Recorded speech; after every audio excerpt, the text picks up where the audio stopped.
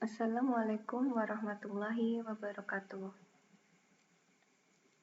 Pada pertemuan kita yang ketiga, kita akan membahas teknologi informasi tentang etika, privasi, keamanan teknologi informasi. Nah, sebelum memasuki materi kuliah pada minggu ini, kita akan sedikit mengulas materi kuliah minggu lalu tentang teknologi komputer. Nah, teknologi komputer kan memiliki proses input, proses output, di mana proses input itu dapat berisikan sebuah data, kemudian akan diproses oleh komputer dengan menggunakan program yang berisikan algoritma-algoritma, kemudian akan menghasilkan sebuah informasi pada proses output. Nah, di sini saya hanya ingin menambahkan sedikit pengertian dari data dan informasi. Nah, data mengacu pada deskripsi dasar tentang sesuatu, peristiwa, aktivitas, dan transaksi yang dicatat, huruf, angka, suara, atau gambar. Contohnya, nilai siswa di kelas dan jumlah jam kerja karyawan dalam minggu tertentu. Untuk informasi, adalah data yang telah ditata sedemikian rupa sehingga mempunyai arti dan nilai bagi penerimanya. Misalnya, data itu sebuah IPK dari seorang mahasiswa. Nah, untuk menjadi sebuah informasi, kita harus menambahkan nama mahasiswa tersebut. Sehingga penerima menafsirkan makna dari menarik kesimpulan dan implikasi dari informasi tersebut. Nah, kita masuk ke materi minggu ini. Yang pertama akan kita bahas adalah pengertian etika. Etika itu berasal dari bahasa Yunani ethos, yang artinya kebiasaan. Berarti juga karakter, watak kesusilaan, atau adat. Nah, di sini etika tuh sama dengan moral. Nah, moral dapat berarti ajaran baik dan buruk tentang tingkah laku manusia.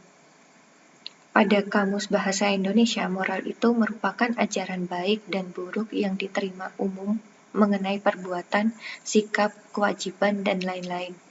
Sedangkan menurut Immanuel Kant, moralitas adalah hal keyakinan dan sikap batin dan bukan sekedar penyesuaian dengan aturan luar. Sifat batin adalah kewajiban mutlak. Saya akan menambahkan, etika itu merupakan sebuah cabang filsafat yang berbicara mengenai nilai dan norma moral yang menentukan perilaku manusia dalam hidupnya.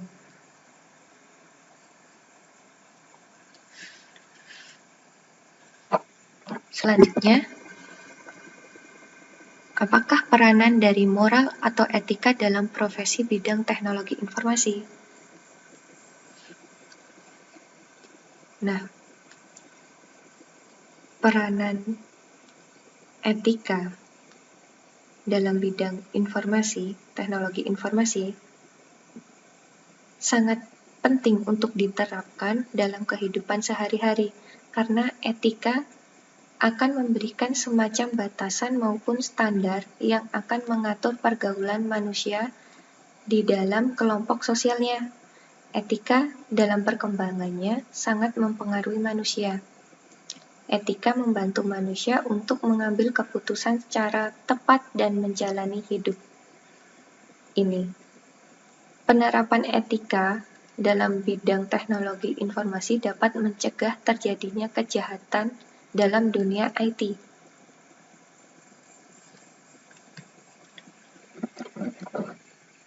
Selanjutnya, jika tadi sudah ada pengertian etika, kita masuk ke etika komputer atau yang sering disebut dalam bahasa Inggrisnya computer ethics.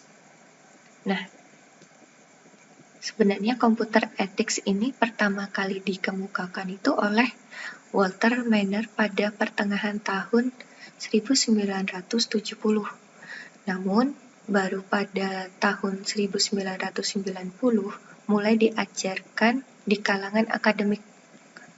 Jadi mulai diimplementasikan dan dikembangkan pada dunia pendidikan itu tahun 1990. Nah, apa sih etika komputer itu? Etika komputer adalah sebuah filosofi terapan yang membahas bagaimana seharusnya seorang praktisi IT, teknologi informasi, menghasilkan suatu keputusan berdasarkan profesionalisme dan kode etik sosial.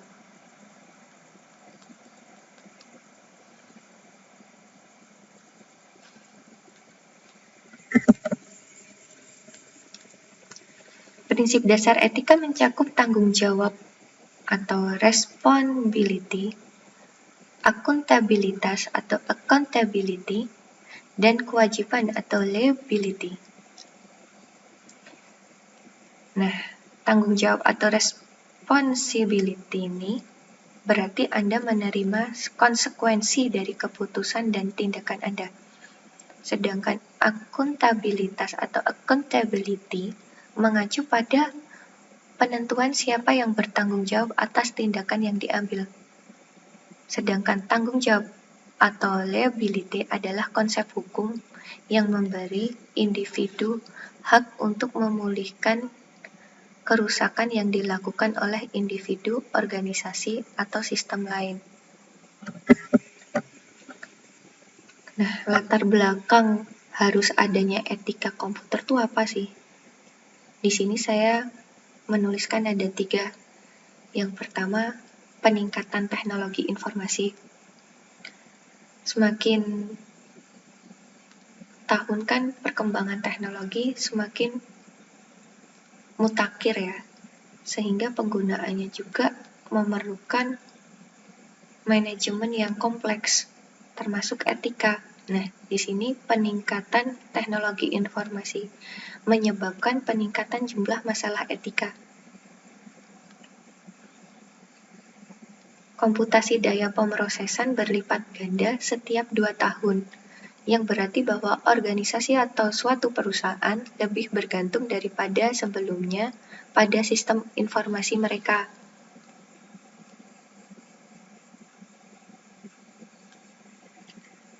Salah satu tujuan utama dari sistem informasi adalah untuk mengolah data secara ekonomis menjadi informasi dan pengetahuan. Nah, yang kedua, jumlah data yang meningkat dapat disimpan dengan biaya yang semakin rendah. Hal tersebut menyebabkan organisasi atau perusahaan dapat menyimpan lebih banyak data pada individu untuk waktu yang lebih lama. Nah, yang ketiga ada jaringan komputer. Khususnya internet, memungkinkan organisasi atau suatu perusahaan untuk mengumpulkan, mengintegrasikan, dan mendistribusikan sejumlah besar informasi tentang individu, kelompok, dan lembaga. Akibatnya, masalah etika muncul tentang penggunaan informasi pelanggan yang tepat, privasi pribadi, dan perlindungan kekayaan intelektual. Selanjutnya, dari latar belakang munculnya kenapa harus ada etika komputer dapat ditarik sebagai rumusan masalah. Yang pertama, keragaman dan penggunaan aplikasi teknologi informasi yang terus berkembang telah menciptakan berbagai masalah etika. Masalah ini terbagi dalam 4 kategori umum: privasi, akurasi, properti, dan aksesibilitas. Yang kedua, masalah privasi melibatkan pengumpulan, penyimpanan, dan penyebaran informasi tentang individu.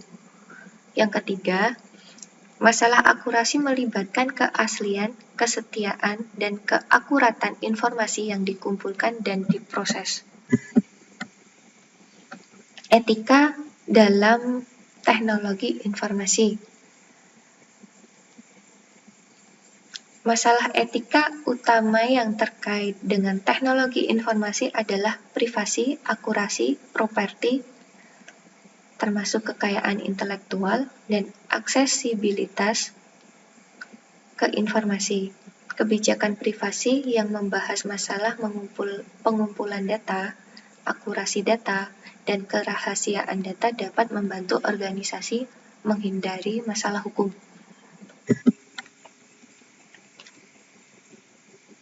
Kita bahas privasi. Privasi itu apa? Privasi merupakan hak untuk sendiri dan hak untuk bebas terhadap gangguan orang yang tidak bertanggung jawab. Sedangkan privasi informasi merupakan hak untuk menentukan kapan dan untuk apa diperluas terhadap informasi diri sendiri yang dapat dikomunikasikan dengan orang lain.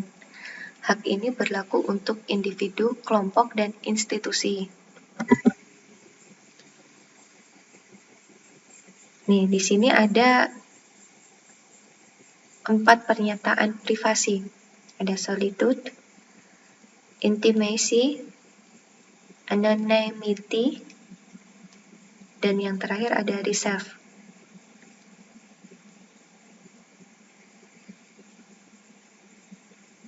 Nah, solitude itu pernyataan sendiri keluar dari interferensi luar.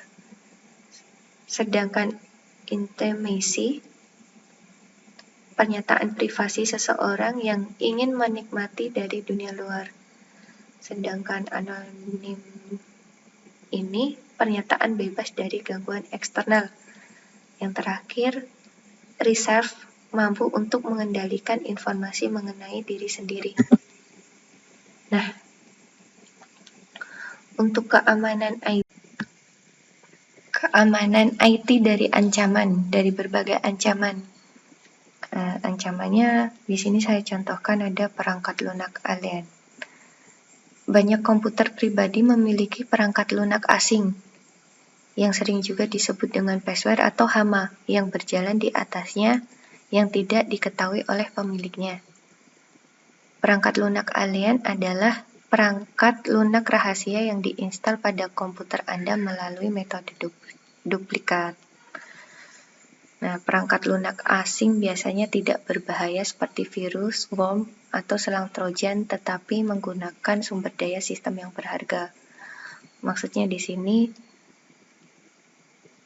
tidak berbahaya itu tidak lebih berbahaya daripada perangkat lunak alien ya. Karena virus juga kalau kita nggak bisa mengatasi bisa menghilangkan data kita. Walaupun sekarang ini ada aplikasi untuk mengembalikan data. Nah, tetap berhati-hati dengan virus, worm, dan selang trojan.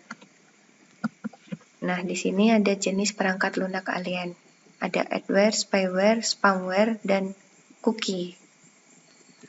Nah, adware, sebagian besar password adalah adware. Jadi, sebagian besar hama yang ada di komputer adalah adware. Adware itu merupakan perangkat lunak yang dirancang untuk membantu iklan pop-up muncul di layar Anda. Nah, seperti contohnya itu ada iklan Facebook Ads itu ya. Itu bisa kalau kita mengeklik bisa langsung merujuk ke websitenya. Biasanya tentang penjualan suatu produk ya. Nah, adware sangat umum karena berhasil diimplementasikan. Dan menurut Biro Iklan, untuk setiap 100 orang yang menghapus iklan semacam itu, 3 orang mengekliknya. Atau sering juga disebut hit rate yang sangat tinggi untuk periklanan internet. Kemudian ada spyware, perangkat lunak yang mengumpulkan informasi pribadi tentang pengguna tanpa persetujuan mereka. Di sini ada 2 jenis spyware, ada keystroke dan keystroke logger dan screen scrapers. Nah, yang ketiga ada spamware. Di sini spamware itu dirancang untuk menggunakan komputer Anda sebagai landasan peluncuran bagi para pengirim spam. Nah, spam adalah email yang tidak diminta, biasanya untuk tujuan iklan produk dan layanan. ketika komputer Anda digunakan dengan cara ini, email dari spammer tampaknya berasal dari Anda. Lebih buruk lagi, spam akan dikirim ke semua orang di buku alamat email Anda. Ini saya ambil dari referensi Introduction Sistem Informasi ya, edisi kedua. Nah, kalau menurut saya ini pengertian spam yang belum diperbarui, karena semakin berkembangnya teknologi itu, spam juga meluas artinya. Tidak lagi sebatas email yang tidak diminta, tapi juga misalnya kita melihat di komentar Instagram itu terdapat komentar yang out of context. Nah, itu kan sangat mengganggu ya kalau kita ingin mencari informasi tentang suatu postingan itu. Deskripsinya kurang jelas, kita kan biasanya mencari informasi dari komentar orang lain gitu. Tapi komentarnya itu malah banyaknya iklan. Nah, itu spam, itu bisa diartikan spam. Nah, untuk cookie sendiri adalah sejumlah kecil informasi yang disimpan pada situs web di komputer Anda untuk sementara atau kurang lebih secara permanen. Dalam banyak kasus, cookie berguna dan tidak berbahaya. Misalnya beberapa cookie adalah sandi dan ID pengguna yang tidak perlu Anda ketik ulang setiap kali Anda memuat halaman baru di situs web yang menerbitkan cookie tersebut. Nah, mungkin itu dulu ya pelajaran hari ini, kuliah hari ini. Semoga dapat dipahami dari PPT ini. Terima kasih, dan apabila ada kesalahan, mohon maaf. Wassalamualaikum warahmatullahi wabarakatuh.